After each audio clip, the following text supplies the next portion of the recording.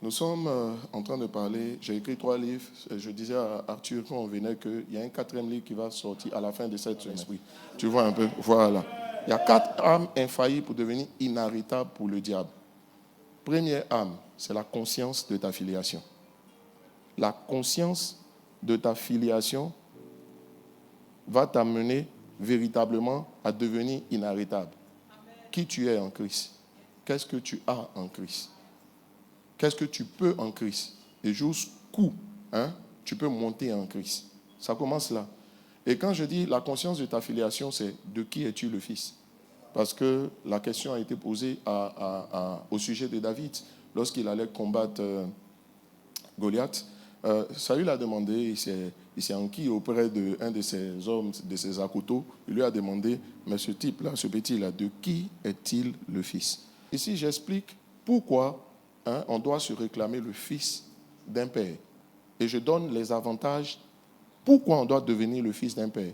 Et pourquoi on doit marcher dans la conscience qu'on est le fils d'un père.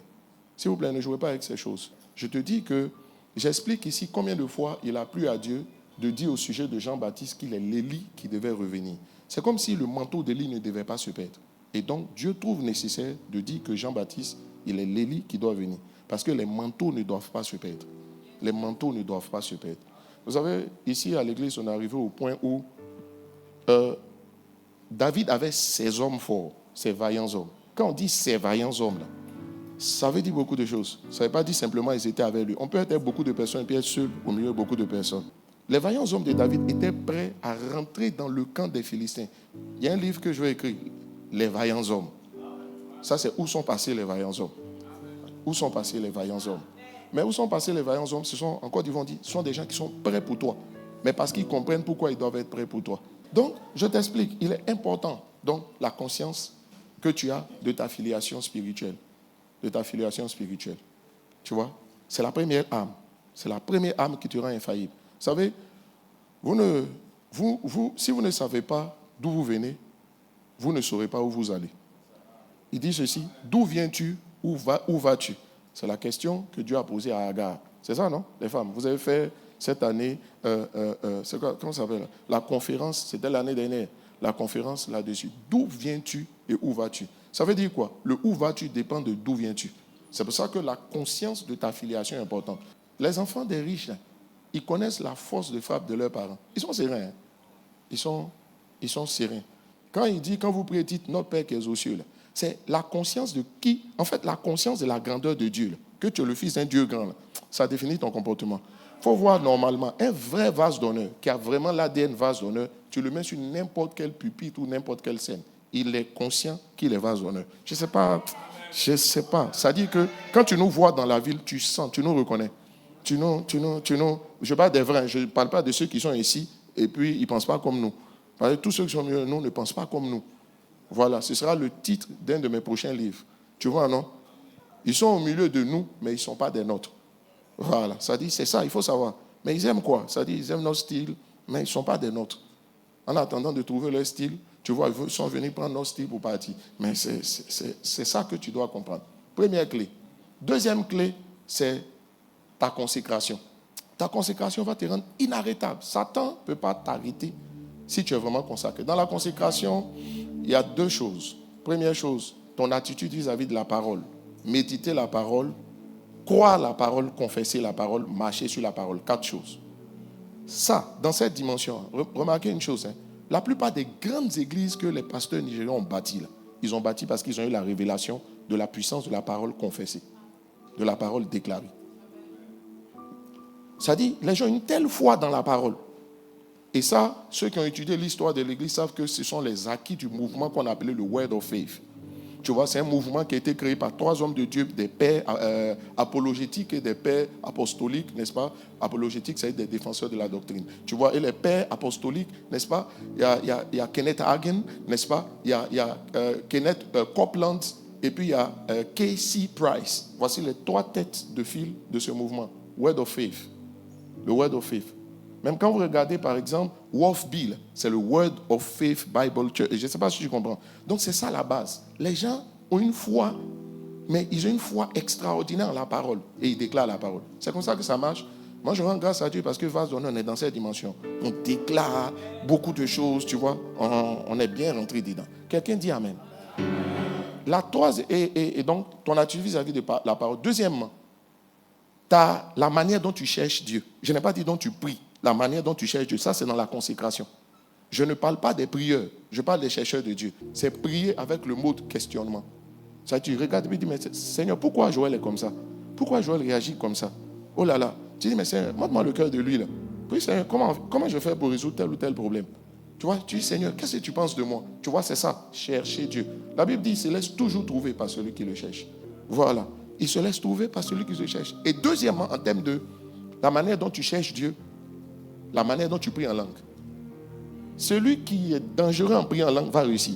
Je t'assure, hein, il a prié puis il a prié en langue.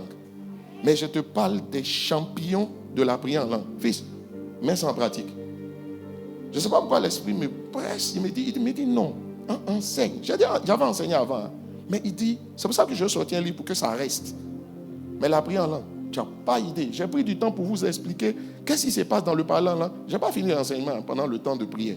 C'est là encore. Je te mets au défi. Si tu es capable toi-même de prier au moins 3 heures de temps, même 1 heure de temps langue, régulièrement, pendant un mois, tu vas sentir que tu es passé à un autre niveau. Pas seulement spirituellement. Pas seulement spirituellement. Quand on parle en langue, Satan est réuni là où il y a les rassemblements des fils de Dieu. Vous le savez. Quand on parle en langue, c'est une façon de lui dire, hey, nous, on ne veut pas que tu entendes ce qu'on dit. Tu vois, donc ce sont des prières inarrêtables. Inarrêtables. Or, tu sais que Michael, n'est-ce pas, a dû se battre avec le prince de Yavan et le chef du royaume des Perses et des Mèdes parce que la prière de Daniel a été interceptée. Toutes les prières s'interceptent. C'est une affaire de communication. Voilà. Donc, je dis, ce sont des prières ininterceptables. Est-ce que vous savez que partout où il y a les rassemblements des fils de Dieu, il y a les démons? Ça veut dire au milieu où nous sommes, il y a des démons. Ils ne sont pas dedans. Mais ils peuvent pas rester dans l'atmosphère. Ils sont à côté.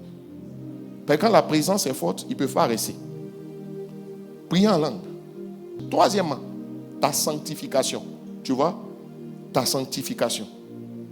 Quand je parle de la sanctification, corps, âme et esprit. Corps, âme et esprit. Deuxième point, premier point, la conscience de ta filiation. Deuxième élément, je dis ta consécration, ta vie de consécration. Et l'autre challenge, c'est de passer de la vie de prière, enfin, de passer du fait de prier à la vie de prière. Et la vie de prière, tu ne peux jamais être un homme de prière si tu n'es pas un dangereux prière en langue. Ce n'est pas possible. Parce que c'est la prière en langue qui te donne de rentrer dans la dimension du prier sans cesse. Ouais. Et Dieu a ouvert mon esprit sur la compréhension de quand on prie en langue, ton intelligence est stérile.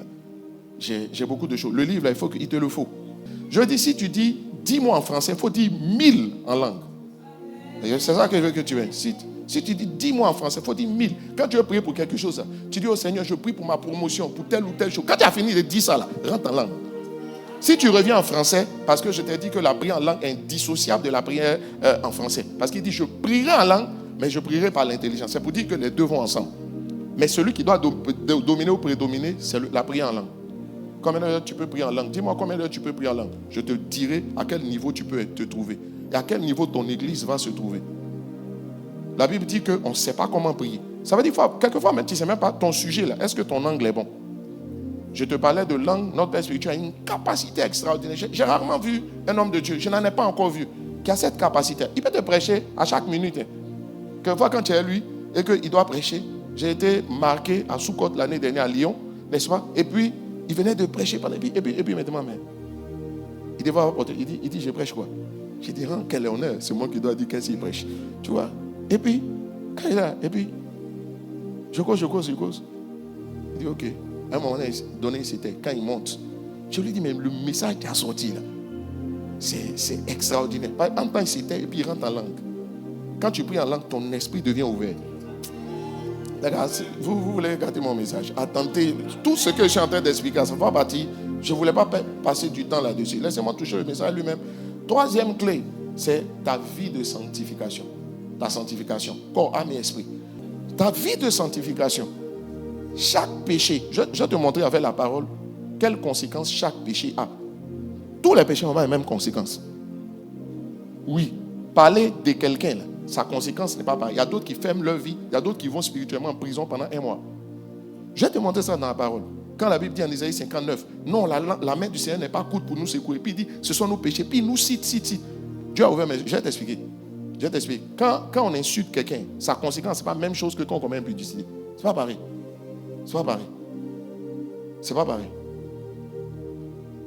La Bible explique tout. La quatrième clé, c'est ton service dans la maison de Dieu. Ton service dans la maison de Dieu. Ton service dans la maison de Dieu. Et l'évangélisation. Quand je dis ton service, le service contribue. En fait, c'est pas tellement le service est gagné, c'est ceux qui poursuivent le cœur de Dieu. Je ne sais pas trop comment je te dis. Pasteur Mohamed, Pasteur Yvan, les gars ont des lignes dédiées. Hein. Quand nous on prie, là, on dit, hey, tu vois, il y a des lignes dédiées. Il y a des lignes dédiées. On nous chasse pas quoi, mais ils ne prennent pas la même route que toi. Tu vois, quand tu vas à l'aéroport, les lignes de business, les gars des business ont leur ligne. Les gars des premières ont leur ligne. Et puis, le peuple a sa ligne. Que Dieu te fasse sortir du peuple au nom de Jésus. Ça fait ça, vous m'aimez. Quelqu'un dit Amen. Oui, ma fille. C'est là que les adorateurs, là, eux, ils ont des lignes dédiées. Je t'assure, je ne parle pas simplement des chantres. J'aime quand tu dis tu es chante adorateur. Parce qu'un adorateur, un chant n'est pas forcément un adorateur. Mais les adorateurs, à la manière de David, lis le psaume 89, où Dieu dit, j'ai trouvé David, un homme selon mon cœur. Et puis maintenant, Dieu commence à parler. Dieu lui dit, les gars, il a un statut d'exception. Je vous assure, ce n'est pas de la théorie évangélique. C'est la parole de Dieu. Les 4 âmes vont te rendre infaillible. Le service est dedans. C'est parce que tu aimes. Regarde, quand tu aimes, un homme aime beaucoup sa femme, il fait beaucoup de sacrifices pour elle. Ça dit, si tu aimes beaucoup Dieu, tu as en fait, le Seigneur m'a dit, la vraie victoire dans le combat spirituel, c'est à quel niveau d'adorateur tu te trouves. Daniel et ses compagnons, c'était des adorateurs, mais ils n'ont chanté aucun chant. Oui. Les 4 gars, Shadrach, Meshach, Abed-Nego, et puis Belshazzar, qu'on a jeté dans le feu. Tu comprends? C'était des adorateurs. Les 3, pardon. C'était des adorateurs. Le 4e personnage qui est sorti dans la flamme, c'était Christ lui-même. Tu vois? En fait, ça fait que le 4e personnage intervient toujours. Tu vois un peu, non? Pour te délivrer de tout. Tu vois, non? Mais tu sais où se trouve l'adoration? Quand ils ont dit, oh roi, non, on ne va pas te servir. On te respecte, mais on ne va pas te servir. On ne va pas te servir. Psaume 89, verset 20 et suivant. Les gars, ce que je viens de vous dire, là, ça c'est 4 livres. C'est 4 livres que tu vois là. Tu vois? Et puis maintenant, si tu prends chaque élément pour le travailler, oh mon Dieu. Masuli esquiva, atava, shiva atuve keleis. Laissez-moi toucher le premier point, hein, n'est-ce pas, qui est le point de la conscience que tu as de ta filiation. De qui es-tu le fils? Profil des personnes qui, avec le temps, finissent par devenir déloyaux et vous quittent. Je vais te parler de ça. La plupart du temps, ce n'est pas qu'ils ont choisi d'être déloyaux. Mais parce qu'ils ne se rendent pas compte qu'il y a des attitudes de cœur, il y a des comportements qu'ils ont. Mais c'est ces comportements, s'ils y prennent garde, ils vont devenir déloyaux. Et je vais vous dire une chose, Satan n'avait pas planifié au départ être déloyal. C'est dans le cours des événements que Satan a dit, je vais monter au ciel. Vous savez, je veux monter comme Dieu. Je veux monter comme Dieu. Je veux même monter au-dessus de Dieu. Ézéchiel chapitre 18 et tout ce que vous savez. Le texte de base qui est le nôtre, c'est 1 Jean chapitre 2 verset 19. La Bible dit, ils sont sortis du milieu de nous. Il faut savoir qu'il y a des gens qui ont sorti du milieu de nous. Ça veut dire, ils étaient avec nous, hein, mais ils font partie. Ça, on n'y peut rien. Mais vous savez, l'enseignement permet de régler et de diminuer pour ne pas que... Parce qu'il y a des gens aussi qui sont partis qui n'auraient pas dû partir. Mais parce que justement, on n'a pas enseigné. On n'a pas mis les garde-fous pour éviter que le diable puisse les entraîner. Vous savez quoi, que vous le voulez ou pas, le rôle du berger, le pasteur, c'est un berger, ce n'est pas un prédicateur. Un pasteur, ce n'est pas un prédicateur. Un pasteur, c'est un berger. Or, le rôle du berger, c'est d'empêcher que la brebis soit détruite par le loup ou toutes ces choses-là. Bon, ici, il n'y a pas loup, tu vois un peu. Mais dans certains endroits, c'est pour empêcher que les loups ravisseurs ne puissent détourner la brebis. Parce que quand on dit les brebis, là, elle a un petit côté naïf, là. Tu vois, to be naïf, hein, ça se dit en anglais. Tu vois, un petit côté naïf qui fait que, n'est-ce pas, l'ennemi, les loups ravisseurs peuvent détourner la brebis. On nous a parlé des faux prophètes et des faux docteurs. Mais ça, c'est la version la plus pernicieuse, n'est-ce pas? Mais il y a des versions simples dans l'église, dans le comportement et les contacts des uns et des autres. je veux que tout le monde sache. On enseigne. Et je vais t'aider même. Tu vois, même une sœur, je peux te donner, j'ai dit, la grâce de pasteur m'a de donner beaucoup d'anglais, je l'ai reçu. Je peux prendre ça pour te dire, je vais te donner le profil de personne, sœur, un profil de personne avec qui il ne faut pas t'engager. Tu peux sentir qu'il va te laisser en chemin. Tu peux sentir à l'origine qu'il peut te tromper. Il y a des signes, quoi. Il y a des petits signes. Il y a des signes qui ne tombent pas. Mais la plupart du temps, on y prend garde. On n'y prend pas garde. Hein? On n'y prend pas garde. On ne sait pas les observer. Le Seigneur a ouvert mes yeux, il m'a dit une chose. C'est une erreur de penser que les femmes sont impressionnées parce qu'on leur dit. Non, ce n'est pas ça qui touche le cœur des femmes. Il m'a dit ce qui impressionne les femmes, elles sont impressionnées par ce que tu leur fais ressentir. Même au travers de tes paroles. Où tu es là, quelquefois tu n'es pas bien préparé si on t'attrape vraiment. Et puis quelqu'un a décidé de te faire tomber. Mais tu ne tomberas pas au nom de Jésus. Quelqu'un dit, hein? Il y a une qui dit, mais où t'as dit aller apprendre ça? C'est le ciel qui m'a enseigné. Ouais. Quand tu peux beaucoup en langue, ton esprit, il y a des autoroutes qui s'ouvrent dans ton esprit. Il y a beaucoup de sujets, je t'assure. Je t'assure. Tu passes d'un sujet à un autre, tu es informé dangereusement. C'est comme quand tu scrolles. Tu vois la quantité d'informations que tu... Oui, ma fille. Ma fille, c'est extraordinaire. Et il m'a dit, tu vois, ça là, si tu dis ça comme ça, là, lui, voici comment il va se sentir. Il dit, il ne s'agit pas de dire. C'est ce que tu fais ressentir à quelqu'un quand tu lui parles. C'est ça qui fait qu'il te suit. Attends. La Bible dit, ils sont sortis du milieu de nous, mais ils n'étaient pas des nôtres. Ils n'étaient pas des nôtres. Il faut accepter que, il y a certains qui ne sont pas des nôtres, mais ce n'est pas le plus grand nombre. Ce n'est jamais le plus grand nombre. J'insiste, ce n'est jamais. Je ne suis pas dans une logique de les gens sont mauvais. Non.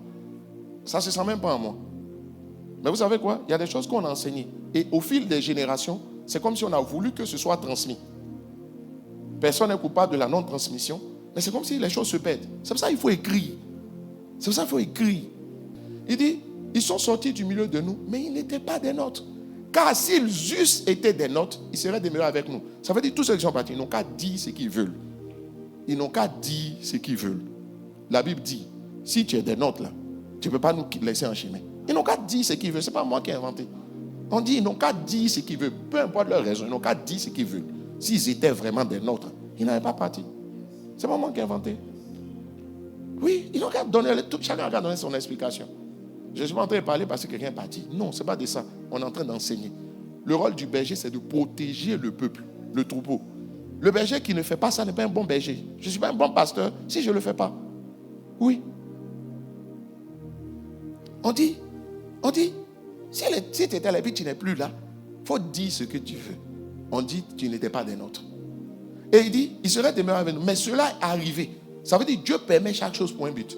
Cela est arrivé afin qu'il fût manifeste que tous ne sont pas des nôtres.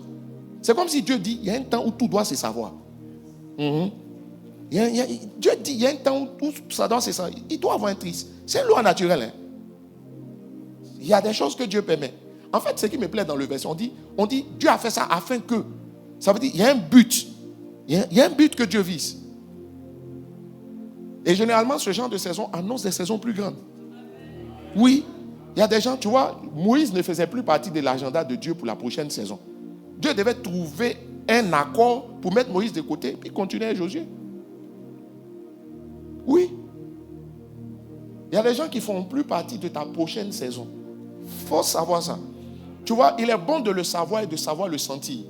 Je peux te donner des clés pour te permettre de le connaître. Pour que tu n'ailles pas les chercher. Il y a deux fois aller chercher. Mais il y a d'autres, il ne faut pas aller chercher. Ils ne font plus partie de la prochaine saison. Oui, il y en a. C'est comme ça. Ce n'est pas une loi absolue. Hein. Je suis équilibré dans ce que je dis. Afin que cela soit manifeste, que tous ne sont pas des nôtres. Tu vois, dans le titre de mon livre, de mon message d'aujourd'hui, c'est « Tous ne sont pas des nôtres ». Je ne sais même pas comment. Il y a 10 000 titres. C'est quel que tu comprends? Tous ne sont pas des nôtres. Mais ma prière, c'est que ceux qui sont des nôtres, il ne faut pas en laisser Satan les éloigner. C'est ça que je veux que tu comprennes. Et quelquefois, toi-même, tu dois prier pour dire, ah, Seigneur, il ne faut pas permettre que j'aille alors que j'appartiens à la bergerie. Oui. Si tu penses que l'idée ne va pas te venir, tu te trompes. Hein? Oui, il y a des moments où Satan va te titiller. Oui, il y a forcément des moments. Et je vais donner des signes. Vous savez quoi? Il faut dire ce que tu veux. Tu vois, tu n'es pas plus expérimenté que moi dans cette affaire. Tu n'as pas même mon vécu. Et puis, je m'excuse, mais tu n'as pas ma connaissance des Écritures aussi. Tu n'as pas mon expérience, tu n'as pas ma connaissance des Écritures pour pouvoir contester ce que je m'apprête à te dire. Je le dis avec beaucoup d'humilité, c'est quand même la vérité. Tu vois? C'est pour ça que quand j'écris là, moi je veux que tu sois dans l'attitude où tu écoutes et puis tu t'instruis. Voilà, tu ne peux pas discuter ce que tu ne sais pas. Voilà. Tu ne peux pas discuter aussi ce qui te dépasse. Et tu vas voir avec moi les signes les uns après les autres. Matthieu chapitre 16, verset 18. Matthieu chapitre 16, verset 18. Et moi je te dis que tu es Pierre et que sur cette pierre. Est-ce que vous savez que selon le grec, le premier Pierre a un sens qui est différent du premier Pierre. Et quand il dit tu es Pierre, ça veut dire que tu es l'individu anciennement appelé Céphas. C'est ça, non?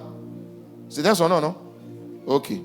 Maintenant, et sur cette pierre, ce n'est plus Céphas. C'est sur la solidité que je bâtirai mon église. Ce que Jésus veut dire, il veut dire qu'une église doit être stable. Et ce qui fait la stabilité de l'église, c'est deux éléments. Premièrement, l'amour qui est répandu dans l'église. Et deuxièmement, la culture de la loyauté. Voici deux choses qui font la stabilité d'une église. Ce n'est pas l'enthousiasme. C'est même... Il faut te méfier des gens trop enthousiastes aussi. Je n'ai pas dit que l'enthousiasme est un problème. C'est pas... Quand il faut être tête froide là, on ne s'agite pas. Tu vois un peu? Je dis, il y a deux choses qui font la stabilité, la solidité de l'église. Première chose, l'amour. Parce que c'est sur l'amour qu'on construit. L'amour. Longueur, largeur, hauteur, profondeur. Ça veut dire, tu sais ce que ça veut dire, je ne vais pas perdre du temps. Deuxième chose, c'est la culture de la loyauté. Je vais te dire quelque chose qui va te choquer. Est-ce que tu sais qu'on peut être fidèle sans être loyal? Et je me suis rendu compte que le problème, beaucoup sont fidèles. Mais sans être loyal. Ce que Dieu veut, c'est que tu sois fidèle. Celui qui est fidèle, c'est celui qui reste attaché. Mais tu peux rester attaché sans que ton cœur ne soit là. Et que nos mamans, là, avant, là, il y a certaines de nos mamans qui sont restées dans le foyer avec ton papa, mais elles n'étaient plus fan de lui. Elle sait que lui-même, c'est un cap. Mais elle va faire comment? Quelquefois, elle s'assoit et dit, à cause de mes enfants, c'est pas vrai? Mais à cause de quelque chose, elle est restée. Si tu regardes, tu as dit elle est restée. Mais aussi, ce n'est pas de l'hypocrisie. Est-ce que c'est mature de sortir et puis, parce que tu es mécontent, tu as montré que je suis mécontent? Non. Quelquefois, on appelle hypocrisie ce qui relève de la maturité. Voilà, ça dit, ce n'est pas une affaire d'hypocrisie. Est-ce que tu es obligé de mal te vendre? Tu n'es pas obligé. Pour montrer qu'il n'y a pas là entre vous, donc vous devez serrer vos visages. C'est enfantin. Tu vois, non? On peut dire, non, ils sont hypocrites. Ils ne sont pas hypocrites, ils sont juste matures. La maturité fait qu'on ne montre pas tout ce qu'on ressent. Voilà. Donc, il y a des gens qui ne montrent pas ce qu'ils ressentent parce qu'ils sont hypocrites. Il y a des gens qui ne montrent pas ce qu'ils ressentent parce qu'ils sont matures. Il faut savoir faire le distinguo, puis avoir le discernement par rapport aux deux. Alors, je dis ceci, voilà. Donc, le premier pierre, c'est Céphas. Le deuxième pierre, c'est rocher. Tu vois, Pétros. Tu vois un peu? Voilà. Mais en fait, il dit ceci, les portes du séjour des morts ne prévaudront pas contre l'église. Ça veut dire même, en fait même, il faut savoir que personne ne peut détruire l'église. Au grand jamais. Si l'église est bâtie sur pierre, sur la pierre, pas pierre, l'individu pierre, sur la pierre, le rocher. Ça dit si l'église est stable, si les éléments de stabilité de l'église ont été posés, c'est-à-dire l'amour, et on travaille intentionnellement à faire monter l'amour. Tu comprends un peu, non, ma fille? Et deuxièmement, il y a la culture de la loyauté. J'étais en train de parler, n'est-ce pas, on peut être fidèle, parce que tu es là. Être loyal, c'est remplir les responsabilités qui sont attendues, les responsabilités attendues de toi. Ça veut dire quoi? Un homme qui n'aime pas trop sa femme, mais quand même qui s'occupe bien d'elle, elle ne manque de rien, il est loyal, mais n'est pas fidèle. Ce que Dieu attend, c'est qu'on soyons fidèles et loyaux. Ça dit, on est là, mais quand tu es là, tu es bien là. Celui qui est loyal, c'est celui non seulement qui est là, et puis il est bien là. Ça dit, quand il est là, il travaille à ce que les choses avancent et non que les choses soient en difficulté. C'est ça un homme loyal. Parce qu'on peut rester et puis on fossoie. Quand tu restes et puis tu es un fossoyeur, vous savez, le but de mon enseignement, ce n'est pas d'indexer pour chasser quelqu'un. J'ai parlé de l'amour. Quand on a l'amour, le réflexe, ce n'est pas de chasser les gens. C'est de savoir comment les gagner. Parce que l'un des autres pièges, Satan veut que quand tu as discerné, tu aies envie de chasser les gens. Je m'excuse, sinon Bishop il va te chasser. Lui, il est direct en même temps. Il sait pourquoi il fait ça aussi. Moi-même, je me suis rendu compte, lui-même qui enseigne loyauté, il y a 2 ou 3 de ces bishops, à un moment donné, qui sont partis. Lui, même Dieu a eu son déloyal. C'est toi. c'est moi. On a des enfants. C'est qui a écrit là. Ça s'accomplit. Il faut savoir ça. Donc, les éléments de stabilité, l'amour et deuxièmement, la culture de la loyauté. Et la loyauté, là, il faut savoir que ça ne vient jamais naturellement. On travaille à ça. La parole fait-elle du bien à quelqu'un? Alors, laissez-moi vous donner... En fait, sans être mauvais, il y a des gens qui, dans l'église, développent des attitudes et des convictions qui vont les pousser à la déloyauté, tôt ou tard. Je répète, sans être mauvais.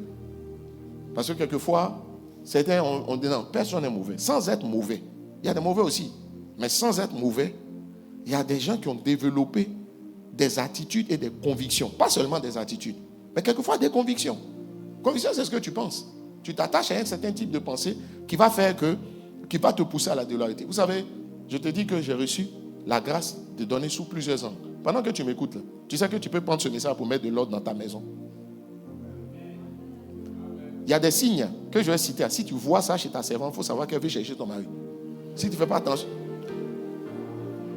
Il y a des signes que je donne. Si tu observes bien, tu vas savoir que parmi tes employés, là, parce que la meilleure façon de t'arrêter, si Satan sait que tu es un hard worker, tu es un grand bosseur, et que tu es focus, il va te détruire de l'intérieur. Et généralement, si tu remarques bien, ce n'est pas quelqu'un qui était loin de Jésus qui a trahi, c'est celui qui mettait sa main dans le plat. Ça veut dire que c'est le coup fatal. Va venir quelqu'un qui est proche. C'est jamais quelqu'un qui est loin. C'est pas, tu veux quoi? C'est la Bible qui le dit. C'est la Bible qui le dit. Vous savez, dans la vie, acceptez les choses quand c'est conforme aux Écritures. Mais levez-vous quand ce n'est pas conforme aux Écritures. Si Dieu n'a pas dit que ça doit avoir lieu, que ça se produit, il faut stopper ça. Ma fille, tu comprends un peu, non? Oui. Je précise. Le but, c'est d'identifier. Quand tu identifies, là, quand on fait entretien pastoraux, tout ça là, ou bien tu causes avec ton frère, c'est pour l'aider sur ces choses. Je veux que quand tu vois ça, tu dis, et puis, tu dis, regarde, faut faire attention à ce signe-là. Vous savez, quand tout le monde peut parler, dans l'église, la parole est démocratisée. Mais c'est comme ça, il y a d'autres qui spirituellement vont en prison. Ils ont dit des problèmes. Parce qu'ils ont pensé qu'il fallait juste parler, puis c'est fini. C'est pas fini. C'est toi qui as tourné la page. Dieu n'est pas rancunier, mais n'a pas tourné la page. Hein? Premièrement, et je vais te citer, je vais aller vite. Les gens qui pensent qu'ils ont trop servi aux côtés du pasteur et qu'il est temps qu'ils soient récompensés de leurs efforts. C'est grave, hein? C'est comme si dans leur mentalité, ils doivent avoir leur part du gâteau. Oui. Pour service rendu.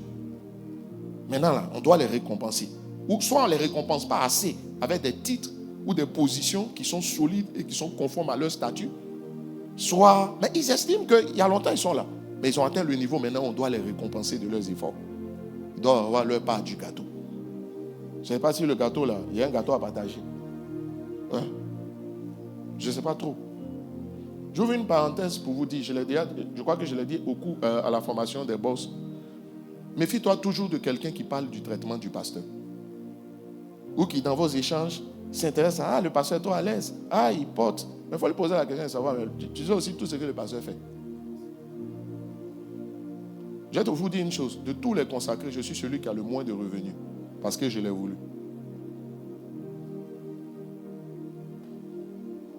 Mais quand on observe, j'ai l'impression... Moi, je ne vais pas dire.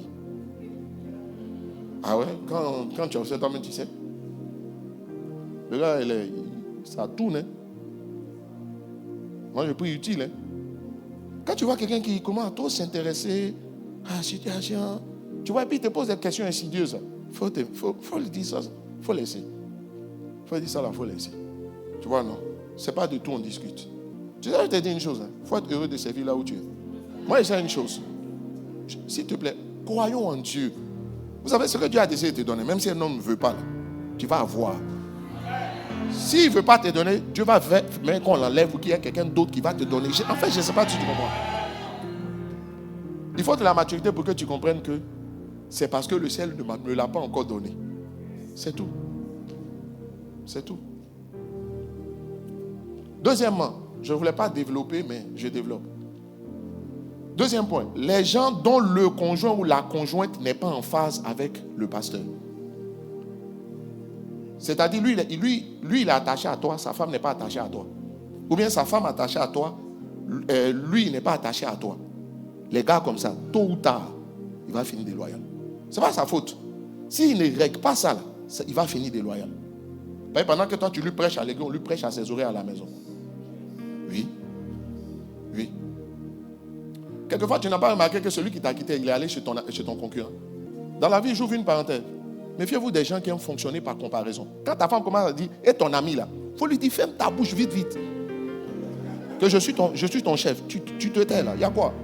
C'est pas ton enfant pour que tu parles comme ça. Mais il faut lui dire non, shut up. Et bien si elle continue de dire, va marier le voisin. Alors, ou bien tu es en galère. Il y a des gens, il ne faut pas jouer ça. Il faut taper sec en même temps. Regarde, je vous dis, quand tu vois quelqu'un qui est très zélé, puis il est attaché à toi, attaché à l'église, mais son conjoint n'est pas attaché. Il faut savoir que la personne, c'est une question de temps. Si tu n'as pas réglé, toi-même, pasteur, il faut rentrer dans l'affaire pour aller voir le conjoint qui est un peu chaud. En fait, s'il n'a pas envie de perdre ton gars ou pas ta go, mais l'autre là, en fait, voilà, si c'est une soeur, s'il n'a pas envie de la perdre, fils, comme je dis, c'est pas pour chasser, c'est pas pour te méfier. Non, c'est pour dire, faut aller comprendre. Sinon, mon fils, ça va pas tenir. Ça va pas tenir. Je me suis rendu compte qu'il y a des gens où le conjoint peut être jaloux de son conjoint. Mais si des enfants peuvent être jaloux entre eux, Joseph et ses frères. Il y a des choses étranges sur la terre où on est. Troisièmement, les gens qui ne reconnaissent pas ce que Dieu a fait pour eux depuis qu'ils sont dans l'église et avec le pasteur. Ça dit que depuis que tu es dans l'église, ma fille, je vais te dire une chose. Toi-même, tu dois savoir ce que Dieu a fait pour toi depuis que tu es là. Tu sais pourquoi? Le jour, il y aura forcément l'heure de la puissance des ténèbres. Il y aura les périodes de doute. Pendant les périodes de doute, là, parce que maman nous enseigne que ce sont les luminaires que tu as allumés. C'est ça qui va te permettre de tenir. C'est-à-dire, quand tu t'assois, est-ce que depuis que tu es dans l'église, depuis que je suis ton pasteur, est-ce que tu es conscient de ce que Dieu a fait pour toi? Si tu n'es pas conscient, toi, le vent va t'emporter un jour. Le vent va t'emporter. Le jour, pendant la période de doute, là, ce sont les certitudes qui maintiennent un individu à flot pendant la période de doute. Oui ou non? Quelles sont tes certitudes? Quelles sont tes certitudes? Non. Regarde, faut pas. Une de mes filles m'a écrit et puis ça m'a plu. Je dis au moins elle. Le jour quelqu'un, le vent va souffler. C'est ce que tu sais que Dieu t'a apporté depuis que tu es ici. Et depuis que je suis ton pasteur. C'est ça qui va te permettre. Le jour, on va te parler de moi. Ou bien le jour, on va te parler contre moi. C'est ça qui va te maintenir. Forcer un jour, on va te parler de moi. Que tu veux ou pas. Il n'y a pas un homme, on ne parle pas de lui. Même Satan, mais on parle tous les jours de lui. Il est populaire. Et que tu sais, c'est la confiance que tu as dans ta femme là, qui fait que les gens te parlent contre elle. Là, ça ne te dit rien. On dit, on l'a vu. On a vu Rosemont. Non, Raymond. Quel est ton autre nom? C'est Rosemont. C'est quoi? Edmond. Non, c'est pas ça, ton autre prénom. Roselyne. On a vu Rosie quelque part là-bas. Elle passe à côté de l'hôtel, il fait noir. C'est le nom de l'hôtel. Tu dis non. Quatrièmement, les gens envieux. Les gens qui sont envieux. Quelquefois, tu le sauras quand tu as quelque chose, il va aller acheter aussi. Les gens envieux. Parmi tes amis, s'il y a un envieux, il faut le laisser vite, vite. Lui, c'est pas lui, on ne le convertit pas, il faut le laisser. Les gens envieux. Les gens envieux. Judas est envieux, Satan a envié la position de Jésus. Judas est envieux, c'est tout. Toi aussi, tu penses que quand moi j'allais dormir dans un hôtel, voyage, on va aller quelque part, on va aller dans un hôtel. Parce que moi je serai dans une suite, moi je serai dans une chambre. Bon, toi tu seras dans la chambre, moi je serai dans une chambre salon. Tu vois, donc quand même, oui. Les gens envieux, tu le sauras. Moi finalement, parmi mes amis, il y a un seul qui est resté mon ami.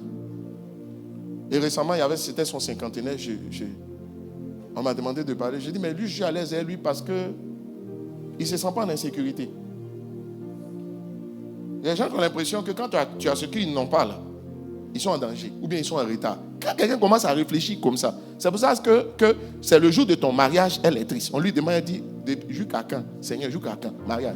Tous les jours, tu vis là. On t'a vu hier, tu n'étais pas triste. C'est le jour du mariage. Je vais te lire un passage biblique qui montre que quand la parole de Dieu rentre en quelqu'un qu'elle est vraiment rentrée là, elle va le faire se lever. Ce n'est pas de la comédie, hein? Oui. Après, il faut lire Ézéchiel 2:2. Pardon, il faut laisser verser. On est déjà voilà. Les gens vieux. Quelquefois, tu marches avec les gens, tu sens que ton statut, je ne sais pas, ils ne sont pas à l'aise. Généralement aussi, ceux-là, tu vas voir, ils donnent beaucoup de conseils. Conseils pas mauvais. C'est le jour où tu as acheté ta voiture, tu dis, il faut faire attention. Tu dis, de faire attention à quoi? De faire attention à quoi? Ah, les gens vont te voir dans la ville.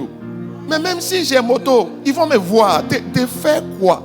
De faire quoi? Moi, j'ai un ami comme... Enfin, un ami. Oui, c'est un ami. On a commencé à ministrer ensemble. Après, moi aussi, je vois que maintenant, il a un gros 4x4 là. Donc, il y a l'aide demain. Pour lui dire, toi aussi, il faut faire attention. Non, je lui ai dit, mais... Quelquefois, les gars, ne vous taisez pas quand il faut parler. Mais ne parlez pas quand il faut vous taire. Je lui ai dit, mais après, moi, que tous les jours, tu me donnes conseil. Quand je viens, ma joie pour qu'on se réjouisse ensemble, c'est ce jour-là que tu me donnes un conseil. Pardon, il faut laisser le jour, se réjouir, puis le lendemain, tu as donné un conseil. Il y a quoi? Tu vois? Dis, il faut faire attention. De faire attention à quoi? Ou à qui? On dit, les gens sont mauvais. C'est lui-même qui est mauvais. La parole fait du bien à quelqu'un. Cinquièmement, c'est ça, non? Les gens qui ont choisi de garder leur distance avec le pasteur. Lui est venu à l'église, mais il a choisi, il a décidé de garder ses distances avec le pasteur. Peut-être qu'un pasteur l'a déjà blessé. Moi, je ne sais pas. Mais dans le monde, une femme ne t'a pas blessé. Toi aussi, tu n'as pas blessé une femme. Mais pourquoi quand tu viens à Christ, tu t'es marié? On se blesse et puis on avance. C'est ça l'amour. C'est pour ça qu'on dit que c'est plus fort que la mort. Il y a gourmet dedans, mais on ne laisse pas aussi. C'est ça qu'on appelle l'amour. Hein? Ça dit que sans raison, tu ne peux pas... Regarde, toi qui as pris tes distances avec le pasteur, il faut te poser la question. Non, on ne te pose pas. Toi-même, il faut te poser la question. Pourquoi tu ne veux pas approcher? Pourquoi tu gardes tes distances avec le pasteur? Ce n'est pas pour nous donner la réponse, hein, pour toi-même. Parce qu'en examinant, peut-être que tu as découvert quelque chose qui n'est pas à sa place. Je ne sais pas trop pourquoi. Enfin, dans un système normal, tout le monde veut parler avec le pasteur. Toi, si tu ne veux pas parler avec le pasteur, bon, bref, tu n'as pas péché, hein? Mais je veux que toi-même, tu te poses la question. Ensuite, quand tu vois quelqu'un qui ne participe pas à la communion fraternelle de l'église, ce n'est pas bon signe. On n'a pas dit de devenir ami, on ne peut pas devenir ami avec tout le monde. Mais au moins, il y a une ou deux personnes, c'est important. Le but de mon enseignement, ce n'est pas d'indexer quelqu'un. Tu vois, mon but de mon enseignement, c'est de poser des bases. En fait, ce que je veux te dire simplement que, de toute façon, tout le monde ne va pas venir parler tous les jours avec le pasteur. Mais ne serait-ce que, ça dit que le contact. En tout cas, moi, je vais saluer tout le monde. Hein. Je n'ai pas dit recevoir tout le monde. Mais je vais saluer tout le monde. Sans raison, on ne peut pas garder ces distances. Enfin, ceux de qui tu ne t'approches pas. Tu ne t'approches pas d'accord avec quelque chose. Soit quelquefois, tu penses qu'ils sont gonflés.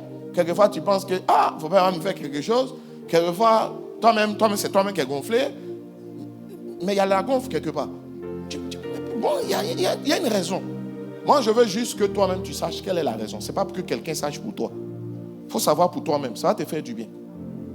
Ça va te faire du bien. Il y a une communion fraternelle. Il y a des frères et sœurs dans l'église. Tu peux être ami à tout le monde, mais au moins une personne. Le problème, c'est que si tu n'as pas d'attache, le jour, le vent va souffler.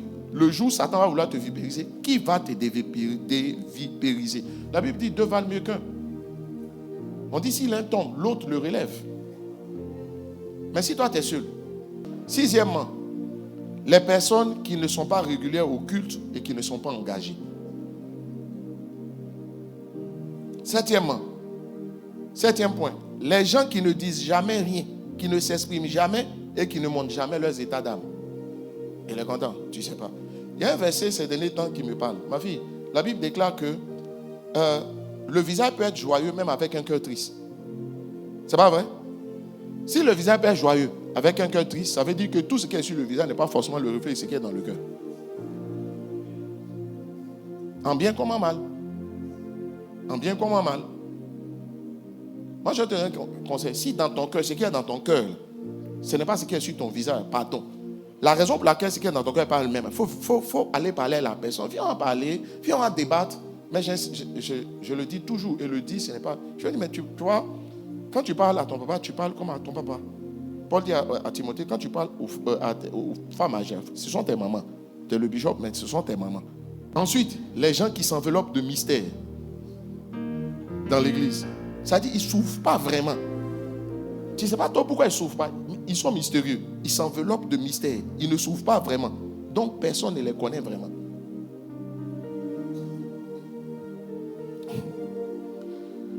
Neuvième point, les gens aux personnalités complexes. Pour un rien, il se fâche. Pour un rien, il est contrarié. Il veut que les choses se passent comme il veut. Il n'est pas capable de s'adapter. Il ne supporte pas les reproches. Et puis il y a des gens aussi qui ne se sentent pas à l'aise dans les groupes. Il faut apprendre à le faire parce qu'on est dans un monde qui est globalisé. Ça, c'est un conseil que je te donne. Il faut rester dans ton coin. La Bible dit celui qui reste dans son coin ne recherche que son intérêt. Je donne un conseil. Il ne faut pas rester dans ton coin. Voilà, il faut rester dans ton coin. Moi, l'éducation que j'ai reçue à l'origine, c'est une éducation où on reste dans son coin. Mais dans l'esprit, on ne dérange pas les gens. Mais on ne peut pas... Quand on ne dérange pas, s'il ne dérange pas les gens, la veuve et le juge unique, ce n'est pas par dérangement elle a eu son miracle. Donc, si tu ne veux pas déranger les gens, il y a des portes qui vont te rester fermées. Alors qu'à la fin des je ne veux pas déranger. Tu ne veux pas déranger, puis tu es dans la galère, dans ton petit coin. Mais tu n'es pas à l'aise, tu es dans... Je ne veux pas déranger, ça veut dire quoi? Pourquoi ton esprit pense dérangement? Point 9. Les gens bavards. Les gens trop bavards, ce n'est pas bon. De nature, même quand vous rencontrez quelqu'un qui est trop bavard, ce n'est pas bon. C'est-à-dire, comment tu sais qu'il est bavard? En un peu de temps que tu as parlé avec lui, ça dit, vous savez tout sur lui. Vous savez où il habite, comment s'appelle sa femme. Vous savez tout. Les gens trop bavards. Vous savez, quand on veut aller loin, on apprend à citer un peu. Voilà. Les gens trop bavards trahissent les secrets. Ils trahissent ce qui est censé être confidentiel. Et ce point-là est encore plus marqué quand tu es autour du pasteur. Ouais. Pendant longtemps, je ne comprenais pas pourquoi les papas là. C'est comme si les vieux papas pasteurs, je n'ai pas dit qu'ils sont vieux, mais je dis les anciens.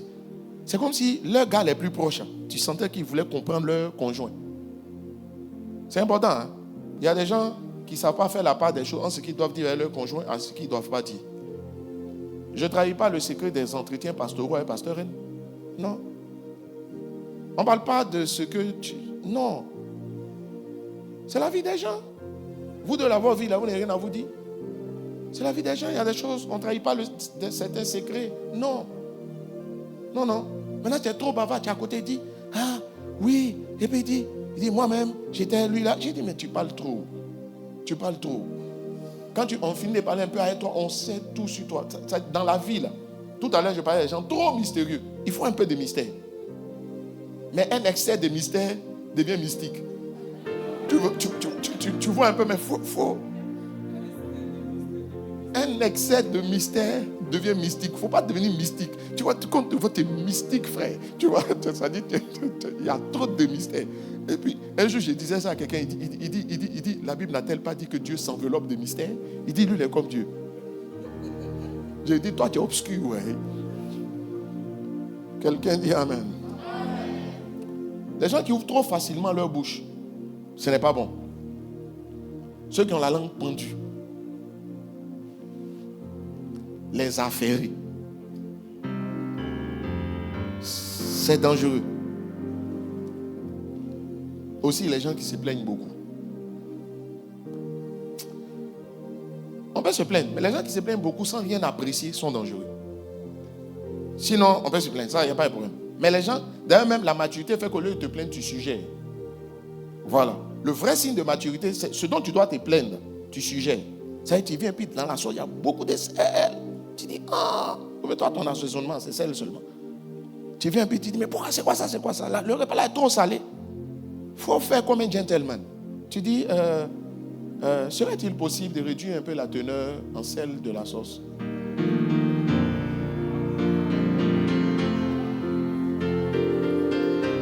Ça, c'est quoi ça? Ça, c'est quoi ça? C'est quel repas salé ça? D'ailleurs, moi-même, j'ai mangé dehors. Tu as trop mis de sel. Fallait mettre un peu de sel. Les gens qui me disent il fallait là. Ah, c'est bon. Toi-même, quand tu conduis, il n'y a pas de jour où ta main glisse. Quand elle mettait sel là, sa main a glissé. Il y a quoi? Ou bien ces fonds de mamite là. Les fonds de mamite est toujours salé. Ensuite, les gens qui n'ont pas de limite et qui ne voient pas le père et l'organisation comme intouchables. Dans ta tête, là, le père doit être intouchable. Donc, vous savez, je ne vais pas parler de certaines choses. Mais un chef, partout il y a des chefs. Un chef, ça se respecte. Bon, bref, je vais m'arrêter là. Je ne vais pas aller plus loin. Je dois aller en vacances. Et puis tu sais où il doit passer pour partir. Quelqu'un dit Amen. Je vais te donner, tu vois. C'est-à-dire que, regarde, si tu vas te marier, là, tes parents doivent être des intouchables pour ton conjoint. Je te donne ce conseil. Si tu as quelque chose à dire, il faut me dire moi-même aller leur parler. Et puis quand tu parles, il faut qu'ils sentent que tu te gênes. On ne peut pas te parler de tes parents comme ça. C'est quoi ces limites? Dans votre association, là, c'est vos parents, tes parents qui l'ont marié. Oui, ça. Mettez-vous des limites. Moi, j'ai géré une situation où il y a un qui a permis à ses parents, son couple est parti en l'air. C'est parti même. Et puis, depuis quand même, ton papa peut se permettre lui-même d'envoyer un message à ta femme pour faire des reproches. Si ce n'est pas pour la saluer. D'ailleurs, même s'il veut la saluer, il n'a qu'à passer par toi. C'est comme ça aussi que dans l'église, le pasteur, c'est une ligne rouge. Dans tes rapports avec les gens, il faut dire ça là, on n'a qu'à laisser. Tu dis ça là, on n'a qu'à laisser. Voilà. Je ne sais pas si tu comprends. Il n'y a rien à cacher, mais ça permet de mettre de l'ordre. Ouais.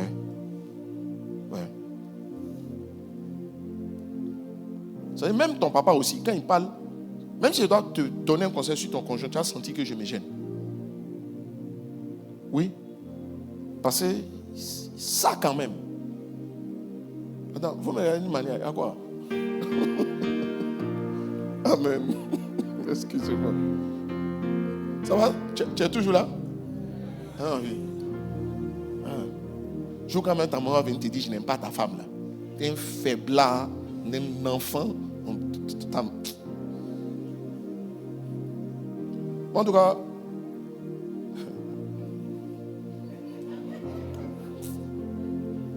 que je n'aime pas ta femme. Je te dis, toi, ma maman, que on t'a demandé de l'aimer. C'est moi qui dois l'aimer. Ah, c'est moi, elle est mariée. Ah, du vivant de mes parents, ils savaient. Si tu ne peux pas mettre la loi dans ton propre royaume, c'est ton affaire. Quoi?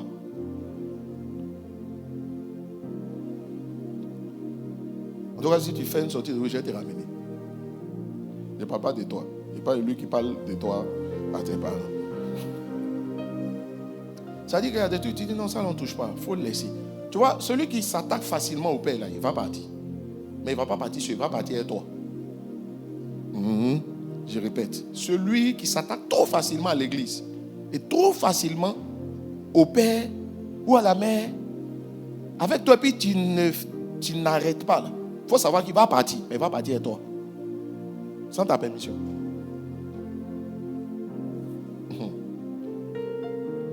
Maintenant, 11e point, les gens conduits par leurs intérêts. Les gens qui sont conduits par leurs intérêts sont des gens à la recherche de miracles. Et je te dis aussi, ils sont conduits par leurs intérêts. Il y a des gens aussi qui ne voient aucun problème à aller trouver un autre pasteur et prier pour lui sans même prévenir. Ils ne voient pas où est le problème. Ils ne voient pas où est le problème d'aller dans un programme, là-bas, dans une retraite spirituelle sans même informer. Ils ne voient pas où est le problème. Mais en fait, il n'a pas compris que les justes sont comme le palmier. Le palmier, là, ses racines ne sont pas en l'air. Ses racines sont fixées dans un seul lieu. Mais ce sont ses branches qui vont. Il n'a pas compris l'image. Ça veut dire qu'il n'a pas compris qu'avec on se fixe quelque part. Et puis les branches s'en vont. Ça veut dire qu'on peut avoir des influences. On peut des influences positives d'ailleurs. Tes branches s'en vont. On a comparé Somme 92, le juste au palmier. Il ne voit aucun problème. Elle ne voit aucun problème à aller dans un programme sans même prévenir. Il ne voit aucun problème. Moi, je verrais un problème que mon conjoint sorte de la maison sans me dire où il s'en va.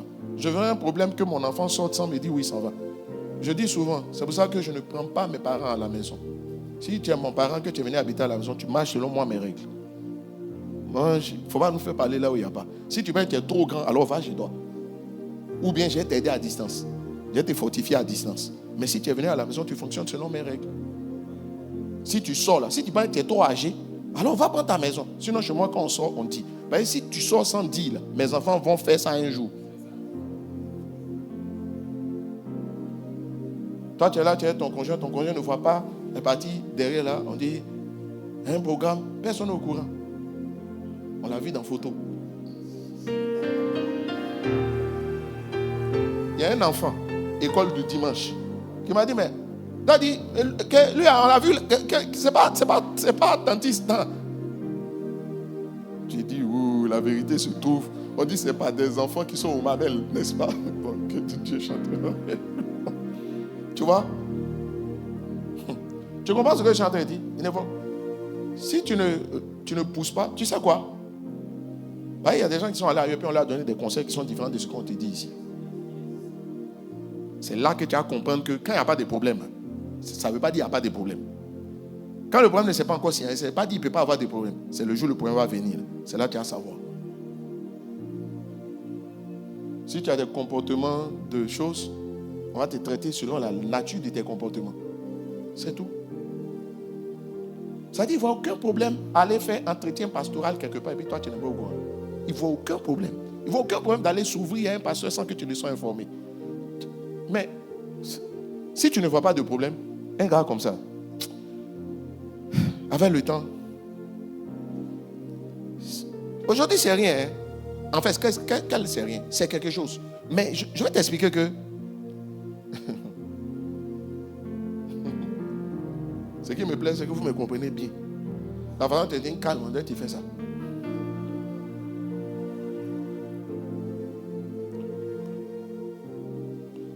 Ce que tu dois commencer, c'est parce que tu t'es fixé quelque part, que tu t'es investi là où tu t'es fixé. C'est pourquoi Dieu bénit. Dieu récompense la fidélité. C'est tout. C'est la fidélité que Dieu récompense. Hein. Je vous dis toujours, moi j'ai donné ma vie à Jésus par accident. J'étais allé en vacances quelque part et puis je passais, moi je partais à la plage. Et puis je passais, on baptisait les gens. Et puis je me dis, mais ils font quoi? Je ne sais pas, le jour ça m'a plu quoi. Et puis je suis venu. Et puis elle dit, on peut me baptiser? On dit oui. C'était à l'église de la Pentecôte. J'étais allé en vacances au Ghana. Et je marchais à Accra. Ceux qui connaissent bien Accra. À Accra, là, il y a un quartier qu'on appelle Accra. C'est leur plateau. Je marchais en bordure de mer. C'est comme ça que je suis parti, puis je me suis fait baptiser. L'église de la Pentecôte. C'est comme ça. Et quand il finit de me faire baptiser, j'ai dit, mais vous-même, vous êtes où? Il me plaisait, puis il chantait des chants qui me plaisaient. J'ai dit, ils sont bien, ils chantent bien. En tout cas, ça m'a plu. Je pense que Dieu voulait me réclamer après, tranquillement. Tu vois, non? Et c'est comme ça que je me suis converti. Après, quand je suis venu, moi, je commençais à aller aux AD parce que c'était là où j'étudiais. Et c'était l'église la plus proche de chez nous. Au début, j'ai cherché Pentecôte, je n'ai pas trouvé. Je suis allé aux AD. Après AD, là, c'est dans Vazonnet, je suis venu. Je n'ai pas fait 10 000 églises. Mais quand tu me vois, j'ai la tête au complet, non? Quelquefois, comme je le disais, les gens pensent que c'est ce qu'ils font qui doivent changer. Non, c'est ce que tu es que tu dois changer d'abord. C'est pas... Ton miracle viendra d'abord par ta transformation toi-même d'abord. Remettre les choses à leur place. Ça aussi, pour le croire, il faut être mature. Moi, il n'y a pas beaucoup de pasteurs qui m'ont imposé la main. Il n'y a pas beaucoup. Pas parce que j'ai un problème à l'imposition des mains, mais je ne suis pas quelqu'un qui s'est beaucoup promené spirituellement. Je n'ai pas trouvé nécessaire. Pas du tout. Je n'ai pas trouvé ça nécessaire. Quand je devais aller en Afrique du Sud, participer à la conférence de Pasteur Chris, 3 années successivement, 2014, 2015, 2016, c'est avec la permission de Pasteur Mohamed que je suis parti. D'ailleurs, on m'a vu dans photo. Ça veut dire que si tu étais caché là. Tu vois un peu, non? C'est la permission. Moi, j'étais allé étudier le système. Tu vois un peu, non? Que Dieu nous bénisse. Acclame le Seigneur.